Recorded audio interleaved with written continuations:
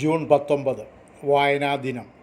P N പണിക്കരുടെ ചരമദിനമായ June 19 കേരളത്തിൽ 1996 മുതൽ വായനാ ദിനമായി ആചരിച്ചു വരുന്നു.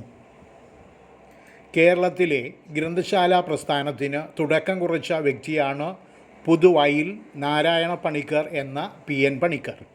ആലപ്പുഴ ജില്ലയിൽ നീലംപേരൂരിൽ ഗോവിന്ദപിള്ളയുടെയും ജാനകി അമ്മയുടെയും മകനായി 1909 മാർച്ച് 1 പി എൻ പണിക്കർ ജനിച്ചു. LP സ്കൂൾ അധ്യാപകനായിരുന്ന അദ്ദേഹം 1926 തൻ്റെ ജന്മനാട്ടിൽ സനാതനധർമ്മം എന്ന വായനശാല സ്ഥാപിച്ചു. കേരളത്തിലുടനീളം സഞ്ചരിച്ച് വായിച്ചു വളരുക, ചിന്തിച്ച് വിവേകം നേടുക എന്ന് അദ്ദേഹം കുട്ടികളോട് ആഹ്വാനം ചെയ്തു. 1945 സെപ്റ്റംബറിൽ തിരുവിതാംകൂർ ഗ്രന്ഥശാല സമ്മേളനം സംഘടിപ്പിക്കുകയും 58 കേരള ഗ്രന്ഥശാല സംഘം സ്ഥാപിക്കുകയും ചെയ്തു.